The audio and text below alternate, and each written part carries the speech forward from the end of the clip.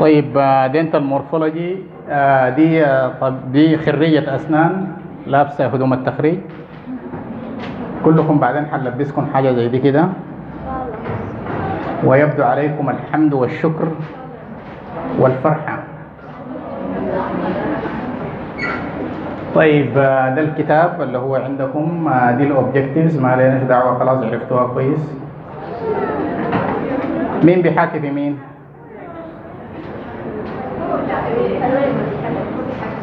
والله وبنهاية الكورس كل واحد حيكون عنده عربية أسنان.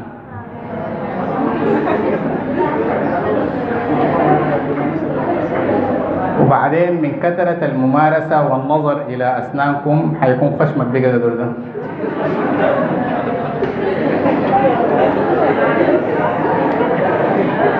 وبعدين ده مريض مريح جدا، مش كده؟ يعني ممكن تقعد جوا وتشتغل شغلك وتنزل.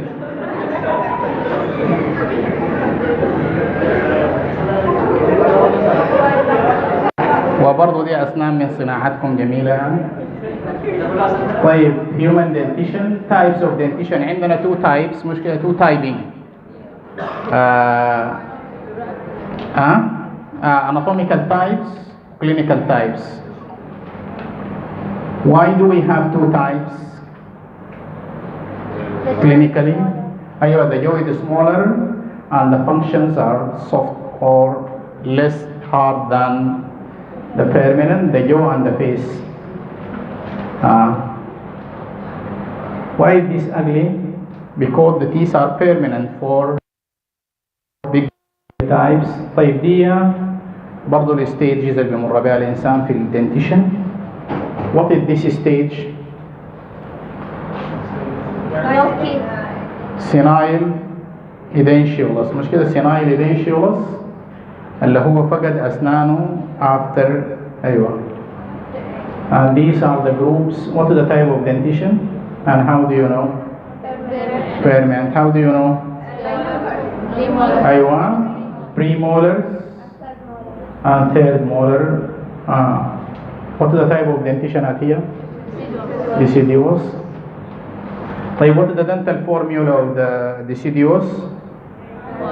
I/2/2, C1/1, M.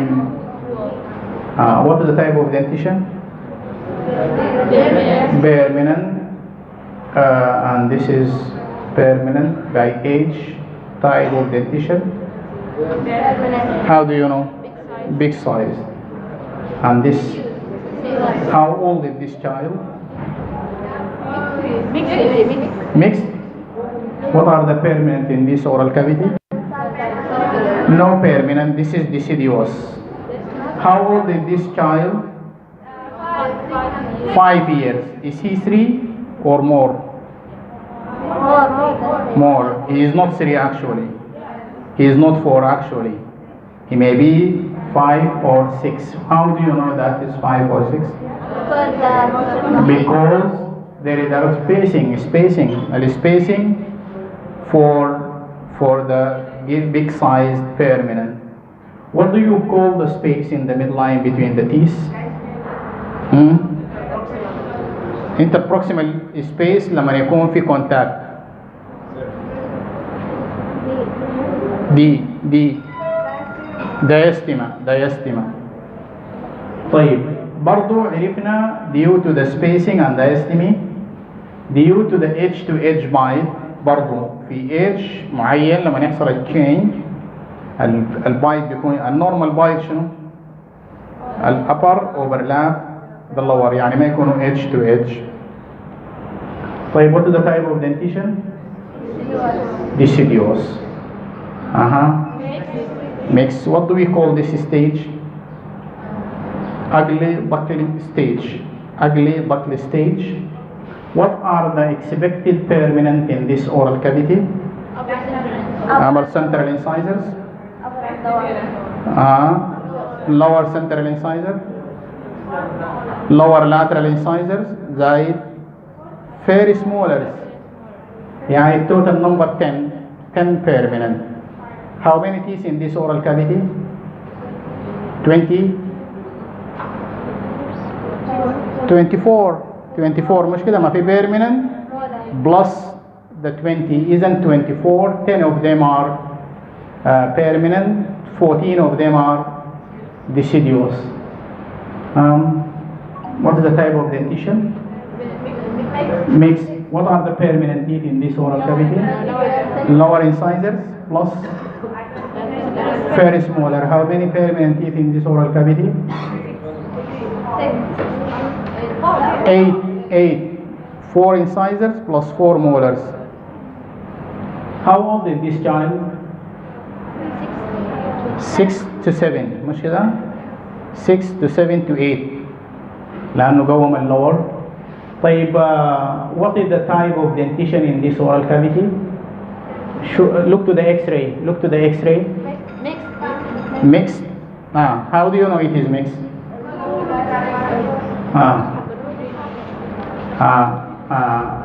What is this tooth? And what is this tooth? First premolar. This one. أول شيء mandibular ولا maxillary teeth? Mandibular. The mandibular premolar, how many roots for them? One root. Is it premolar? It is a molar. First. And what is this tooth? Second molar. Either this is first and this is second. Which first? Deciduous or permanent? And this one? طيب إذن this is deciduous second molar and this is first permanent molar. What is this tooth?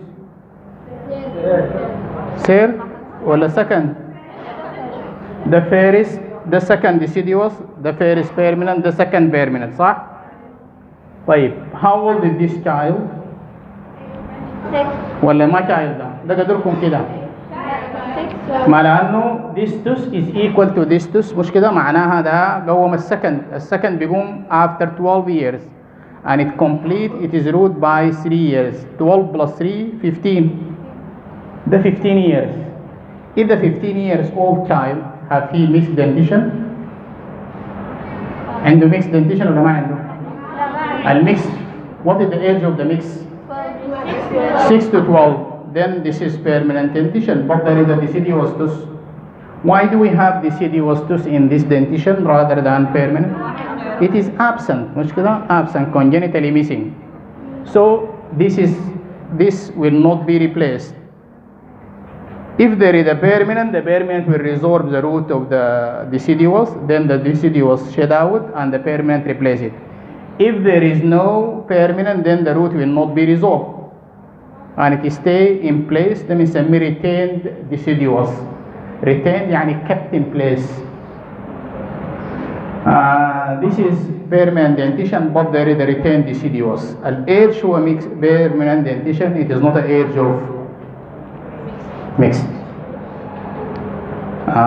عرفتوا ده مش كده؟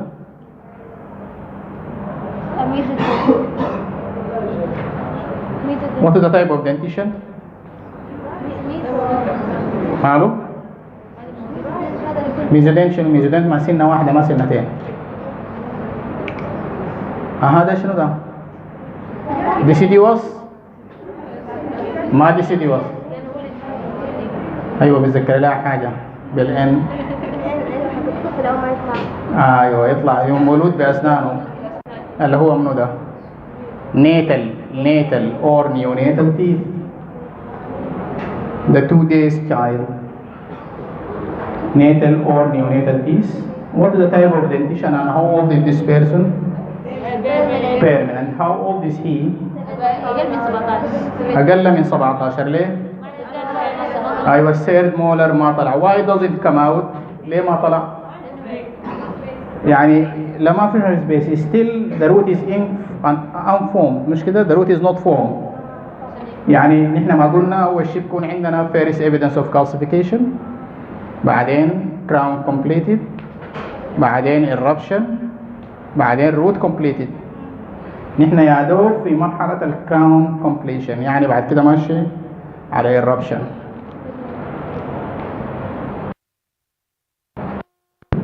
What is the type of dentition? Permanent. Size. Type of dentition? Mixed. Neonatal.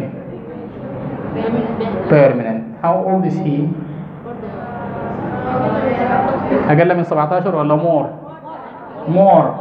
Why is he more? لأنه ده عنده said molar لكن impacted, horizontally impacted، يعني crown is facing outward and the root to inward. ده اللي بيعملوا له عمليات. بتعرفوه الزول ده؟ مر عليكم حصل؟ صديقكم العزيز يسقل. وقت تاني بتتغشوا مش كده؟ According to functions افتكر عارفين the functions of the different groups. Anterior teeth, you know the anterior teeth, the posterior teeth. This is a dental formulae via a description palmar notation. Palmar notation characterized by sample مش كده؟ Or word lower or upper.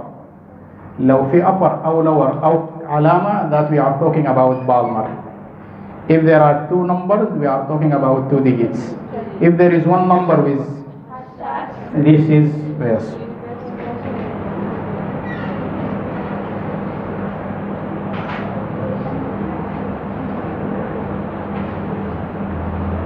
This is a universal. These are the three system combined بتلقوها في الصور. These are the deciduous combined. Clinical and anatomical. Anatomical covered by cementum root و covered by enamel crown و visible و invisible مش كده؟ Clinical. طيب surfaces are known. surfaces بالنسبة لكم معروفة.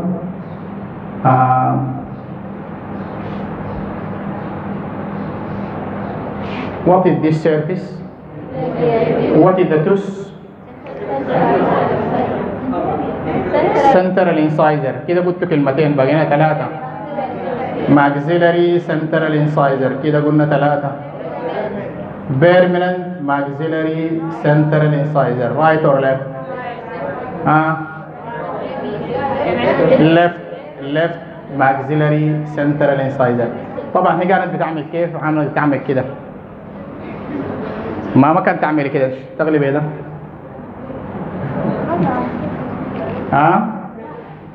ده ممكن تاخديه على نفسك. ده انه ده اللينجوال بتاعه باكورد مش كده؟ هو ذاته بس قلبه كده مش كده؟ طيب identify the surface mesial or distal.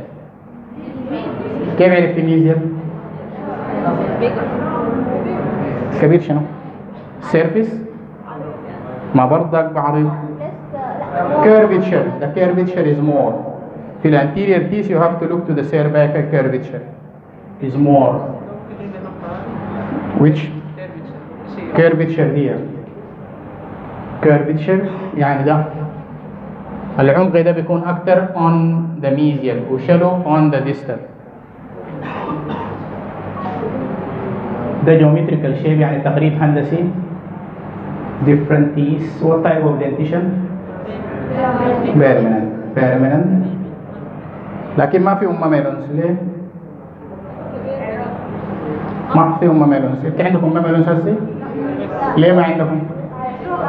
تآكل. what type of تآكل اسمه شنو؟ tooth-wear. there are 4 types of tooth-wear. 4 types of tooth-wear تآكل الأسنان. ده اسمه attrition يعني الأسنان تاكل بعض. اللي هو الاتريجن intrinsic mechanical factor. intrinsic يعني factor ميكانيكي داخلي. طيب if you do it by yourself extrinsic mechanical ده بسموه abrasion. لو بالحوامض بالأحماض يسموه erosion. في واحد تاني اسمه diffraction صعب عليهم شوية خلوها لحد هنا. 3 دي المعروفات اللي هم attrition وabrasion وerosion. اللي بالفرشة ده شنو؟ في ناس بينحروا أسنانهم بالفرشة بيسوقوا شديد. أبريجن. طيب بالبيبسي إيروجن. بالليمون إيروجن. يعني أي كيميكال weird chemical, this is erosion. Intrinsic mechanical attrition. Extrinsic mechanical abrasion. attrition, erosion, abrasion. طيب اللي بيضفر أصابعه abrasion. أيوه.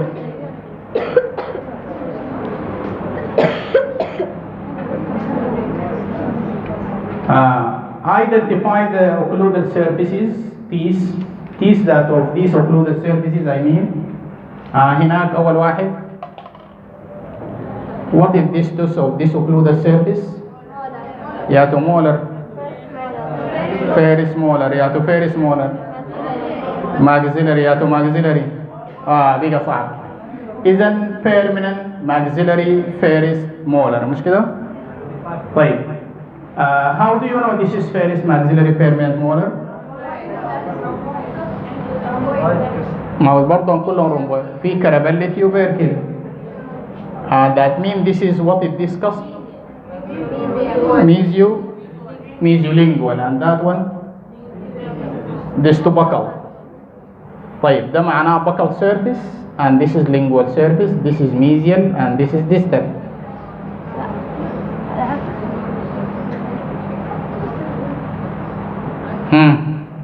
ده مفهوم قاعد ميزيالي ولينجوالي. قلت ده ديستوبكال. ده شنو؟ معناه ده بكال سيرفيس مش كده؟ ده ميزيولينجوال. ده ديستولينجوال. معناه this is lingual surface. This is mesial and that is distal. Identify the tooth. ليه رجلك دي ضربة اللي بتاع حق ده؟ والله كويس. ده شنو؟ second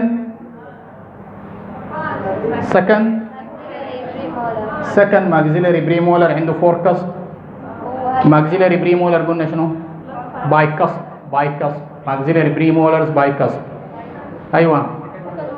second molar. which second molar؟ mandibular. لأنه فيه شنو؟ +4.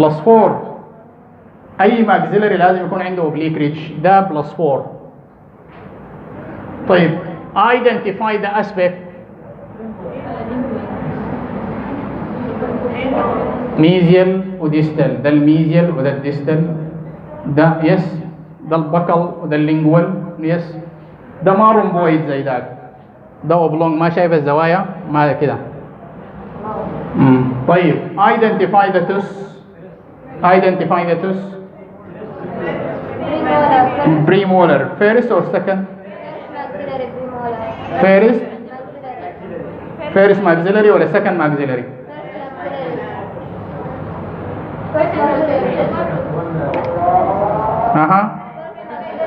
first ولا second؟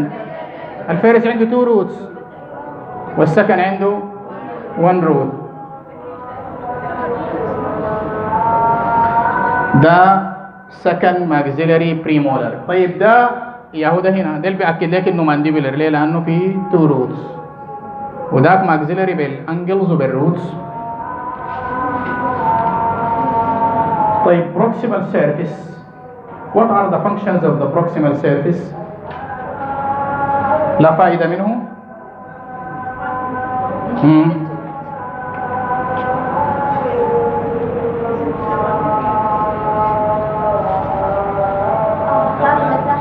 أيوة يس. أول شيء it create space way for escape of food. يعني it helps in dividing food into fragments.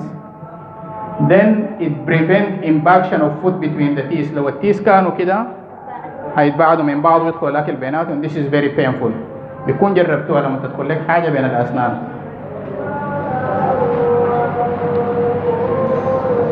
The function of the embrasure in the interproximal surface. 2 surface angles. Line angle. What is the line angle? 2 surface. A line. 2 surface. Point 3 surface. Identify the mesiodistal line angle. No مش كده. طيب باكولينجوال لا باكو ولا حاجة مش كده. طيب باكوليبيال لا دي حيطة صحيح مش كده. باكولينجوال فين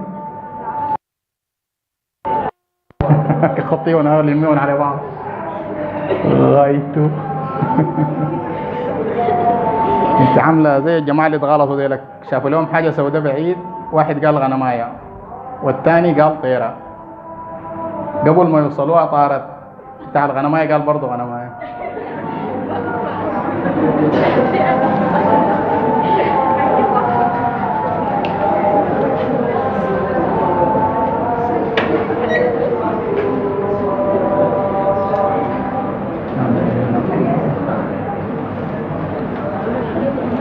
طيب دي البوينت واللاين انجلز. what is the blue arrow? What is the blue arrow? What is the blue arrow?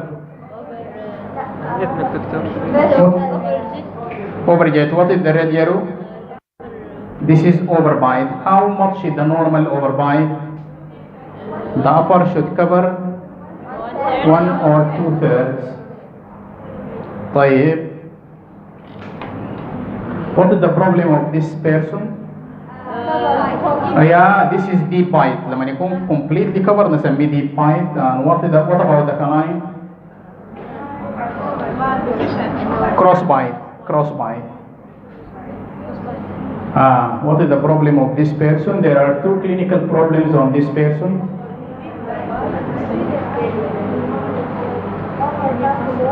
deep bite yes اللي هو ده كلاس 2 deep bite. بعدين تاني اللاترال كويس، اللاترالات بتاعته في لاترال ماله ده اسمه فيوجن، ده this lateral فيه فيوجن، يعني 2 laterals يتلموا على بعض. What is the problem of this cast? Cross bite class 3. ده ماله open bite. شايف ناس الاوبن بايت عندهم ماميلونز ليه؟ لانه ما في احتكاك بين الاسنان.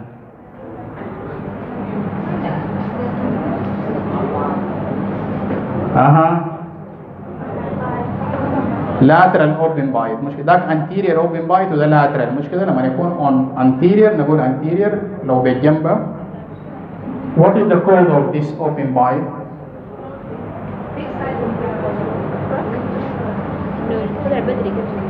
طيب الأولى دي كانت سبب شنو؟ ما اسمع ده سببه شنو؟ السلام عليكم ناس. أيوة طيب هي قالت كده، أيوة كده اللي هو thumb suckling habit، لكن دي بتعمل بروتروجن، الأسنان بتكون بارزة، لكن الأسنان دي ما بارزة، لكن هو عنده بيطلع لسانه في الحروف اسمها tongue thrusting habit.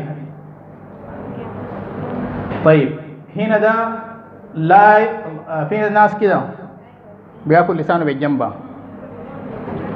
tongue bite by sides. انا شفت زول بتاع كمبيوتر يعني كان بيطبع علي او بيعمل في برامج تلقى طول اليوم شغال بالحكايه. الانتيرير نورمال. Do you like these teeth؟ لو ادوك التيس دي بتاعي كويسه معاكم؟ جميله والله سامحيك، بس دار لها شويه تقويم بالجنبه. نفس الشخصيه. ده برضه anterior open bite. Two clinical problems. Big shape lateral و deep bite.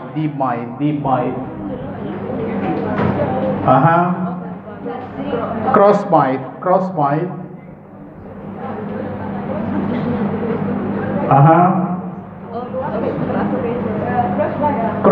What is the facial profile? concave. شايف هنا لو عملت خط كده هتلاقيه concave، ده اللي هو class 3 concave. اها ده نفسه مش كده؟ اللي هو عنده شنو؟ كروس عن اوبن بايت مش كده؟ طيب نعمل لهم شنو نازل؟ شايفين الجمال ده كيف؟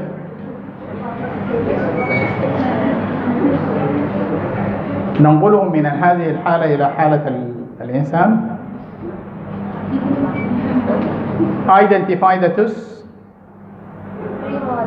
Premolar. Yeah, to premolar. First maxillary premolar. Identify the part of this root.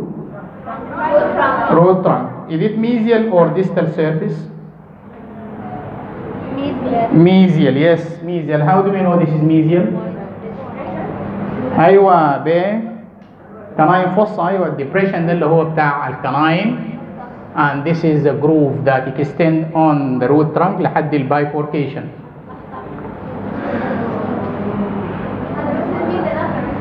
Yes, this is the mesial surface. What is this surface? Occlusal. Identify the cusp. لو ما لقينا مكتوب بكل، لو ما لقيناه مكتوب bigger, yes, larger. كلام. These are the lobes and their distribution. Identify the teeth A and B. A deciduous, B permanent. Identify the teeth. Anterior يا تو anterior. كيف عرفناهم maxillary؟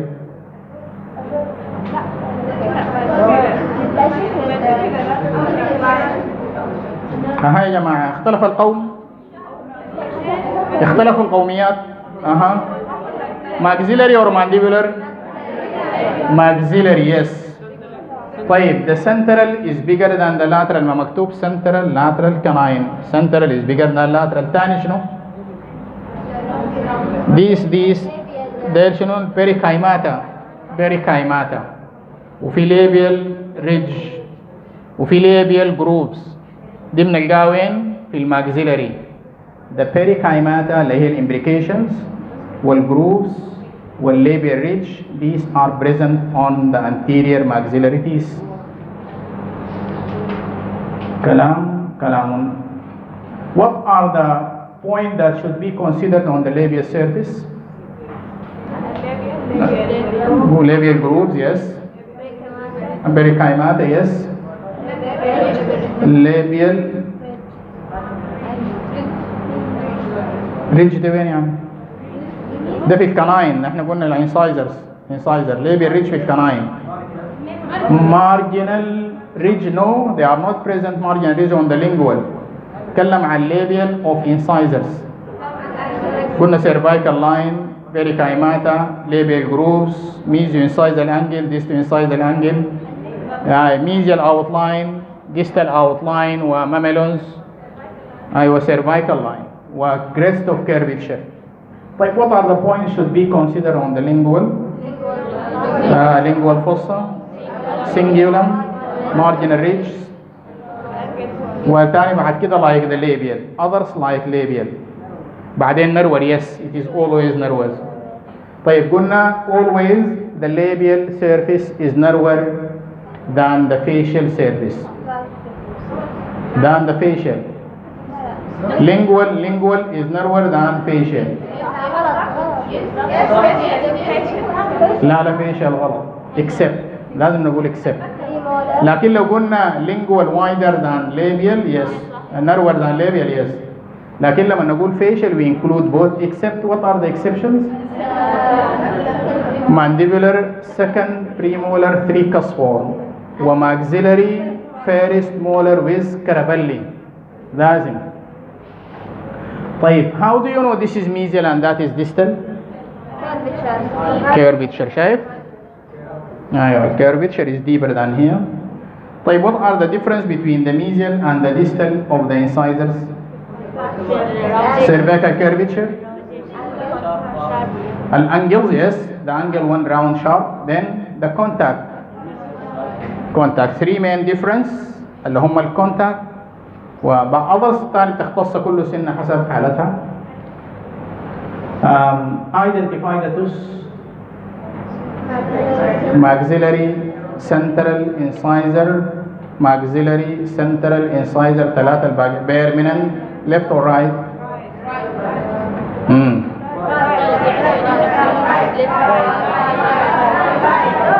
رايت ده ما حقكم انتم، ده الميزيال وذاك الديستال.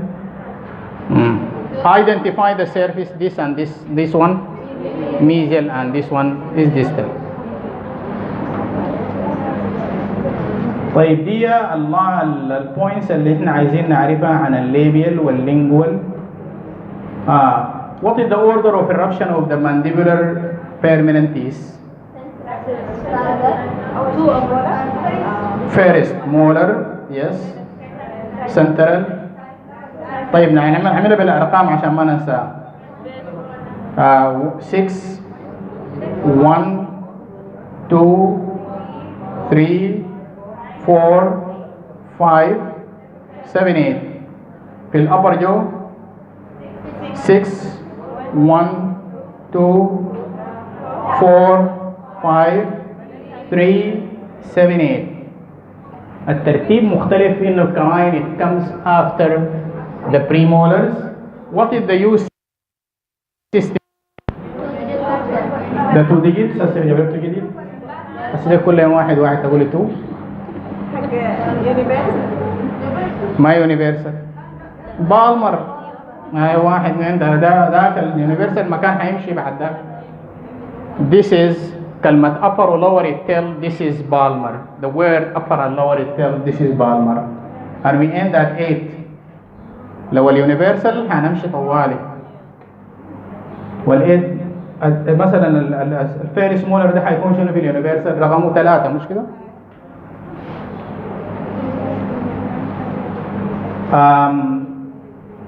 the labial lingual إلى آخره left and right عارفينها. variations. What are the probable variation of the maxillary central incisor؟ ممكن يكون long، ممكن يكون short، ممكن يكون no rarely absent. mesodense. أيوة mesodense. طيب what are the probable morphological variations of the lateral؟ big shape أو absent أو lingual pit أو conical. أيوة. طيب دي بعدك اللي هو ده البيك شيب ودي comparative points you can make it. Identify the teeth. Mandibular. How do we know these are mandibular? Smaller in size. The central is less than the lateral.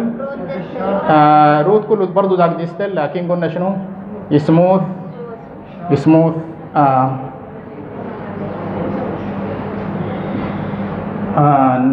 shallow fossa كده.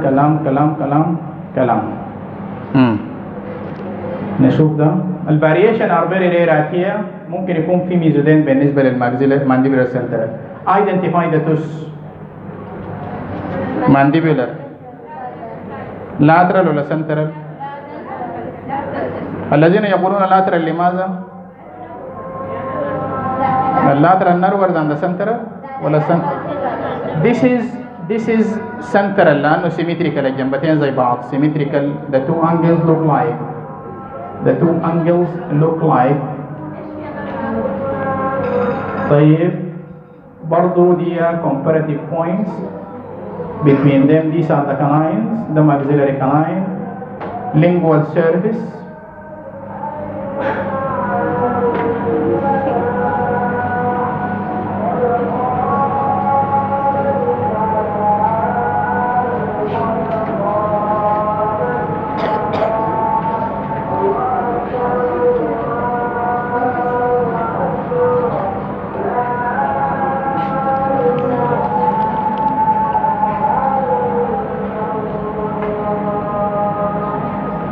طيب identify. راحت منكم خلاص.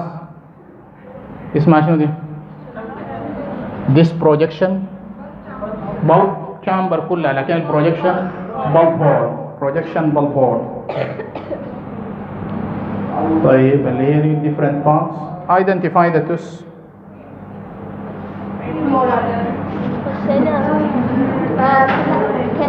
canine mandibular canine. طيب premolars نحن نشوف هنا identify the TUS premolar منو maxillary first premolar. Identify the surfaces. Mesial. Identify lingual. Identify ما في labial. buccal. Identify occlusal. Identify the teeth. هنا maxillary first premolar. Here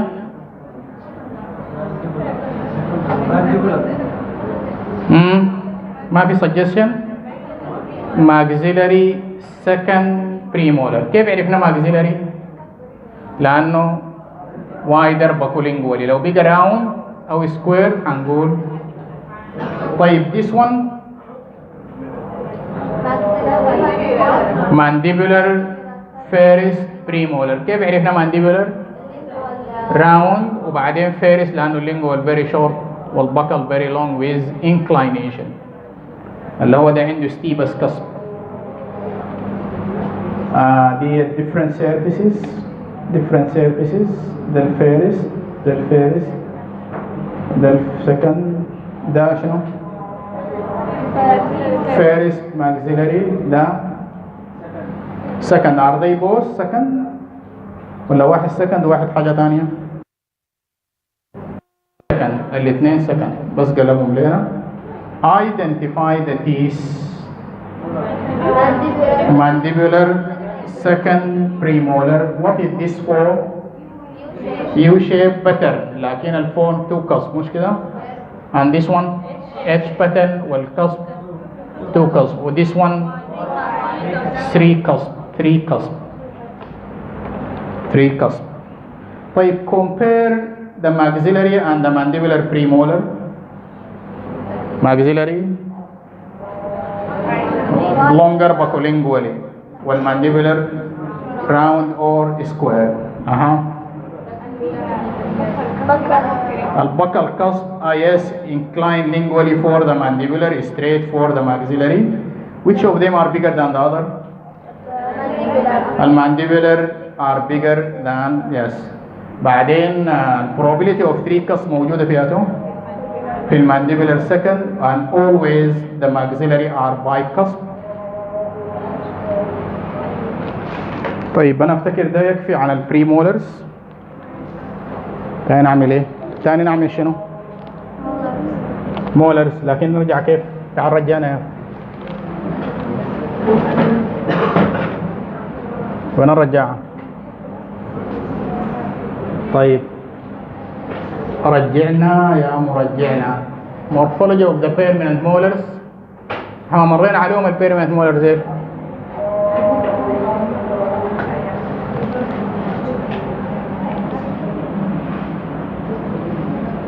طيب كلام are they succedaneous ولا non succedaneous؟ rhomboidal in shape. ده الماكسيلاري ولا mandibular؟ rhomboidal maxillary oblong mandibular. Where is the lens and where is the width of the mandibular? اللين mesiodistal والwidth bacolingual. mandibular maxillary rhomboid. طيب identify the TUS and justify your answer. maxillary mandibular. How do you know this is mandibular? أيوة مش كده. 3 cusp on the buccal, 2 cusp on the lingual. Which of them are higher than the other? Lingual higher. Mesial and distal. Which of them are higher? Mesial higher. Identify the groove. Mesiobuccal. وهنا distobuccal groove. Identify Y shape اللي هي دي 5Y مش كده؟ Identify fossa اللي هي اسمها mesial fossa and here is the central and that is the distal. Identify the tus maxillary first permanent molar.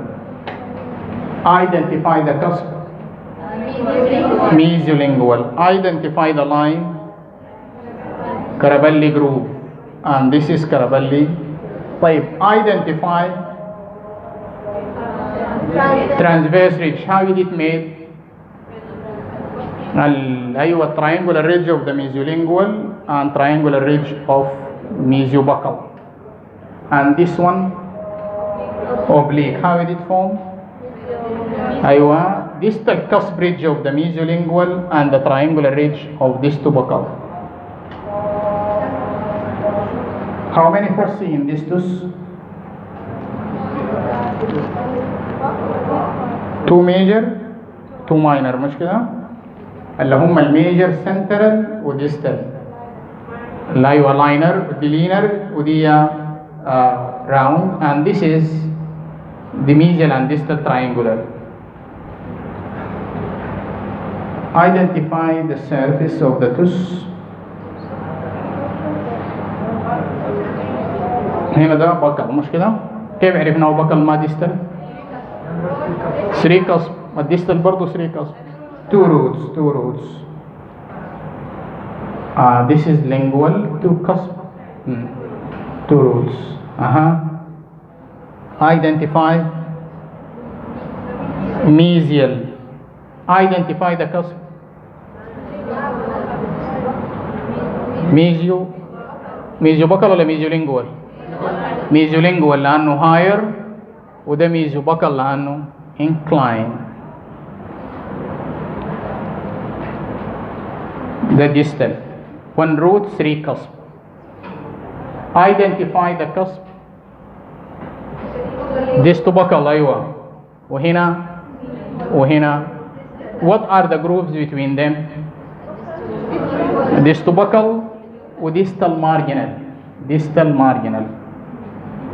هناك mesial marginal وهنا distal marginal, and this is how many root canals in distus? 3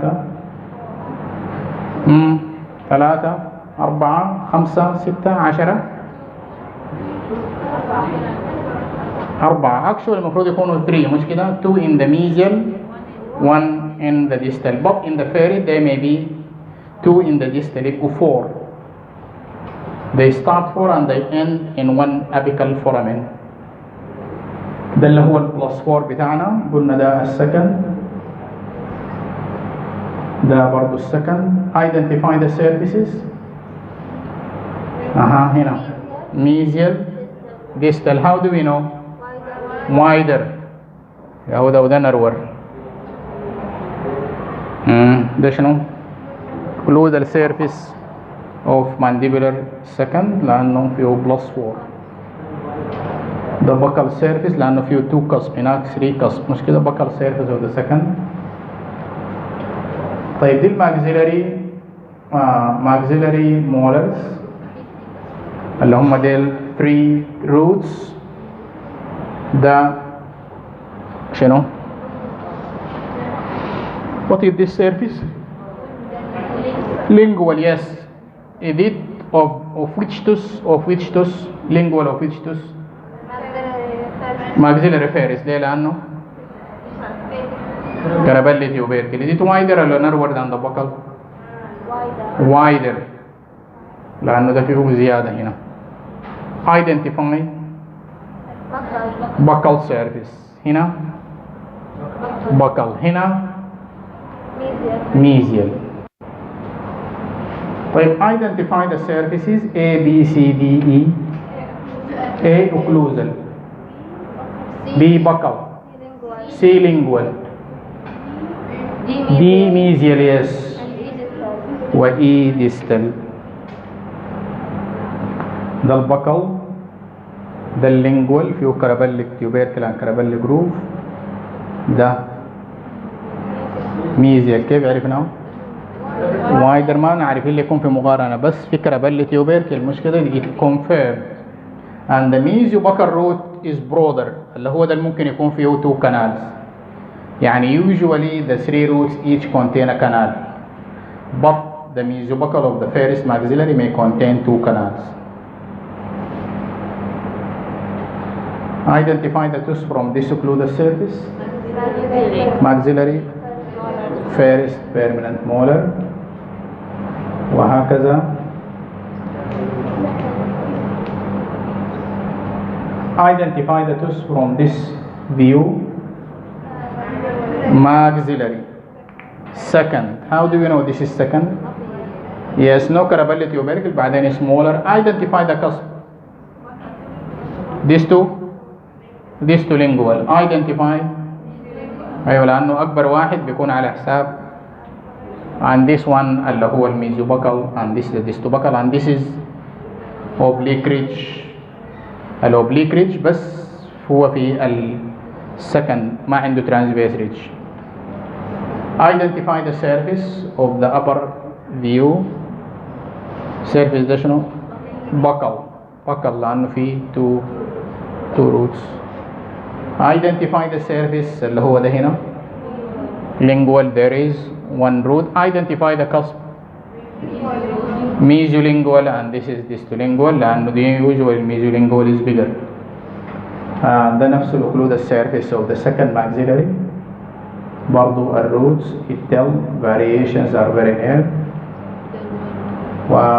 These are the teeth in order of size اللي هو the biggest, the first with divergent roots. The second in size هو second of closed root, the convergent. And the third اللي هو teeth, this is the third molar بيكون fused root. انتهى الموضوع. موفقين؟ الاختبار هو الاختبار. الامتحان يوم يكرم المرء ولا يهان. يوم يكرم المرء ولا يهان إن شاء الله. الامتحان MCQs كل ولا صورة هتعملوا carving. صور ما في، هتعملوا practical carving. عملتوا الامتحان؟ الله أكبر. طيب MCQs اللي هي أظن 60 MCQs وأنا ما متذكرة، وتجاوبون اللي هو نفس الحاجات دي البكال سيرفيس كاركترايز باي كلام كده. الاوبليك ريدج از ميد باي كده. ايوه the tooth of high variations 7 6 8 اللي هو برضه طبعا في كده سؤالين مرات في سؤال فوق عن التوس وتحت مستعملين ياتو سيستم. تتذكروا دائما السيستمز اللي نحن نستعملها إذا لقينا كلمة upper lower معناه شغالين بالما، لو لقينا العلامة معناه شغالين ب universal. لقينا 2 digits ما لما قلنا كلمة فتحنا، لكن لو لقينا 19 is it 19 ولا 19 لأنه ما في 19 مش كده، في 18. طيب لو لقينا 29 لو لقينا 30 ما في. يعني بالعقل برضو فكروا. طيب موفقين ان شاء الله. اديك الكلمه ليك انت الان. ايوه سقفوا عشان المره الجايه ثاني ما جايكم في الهيستولوجي.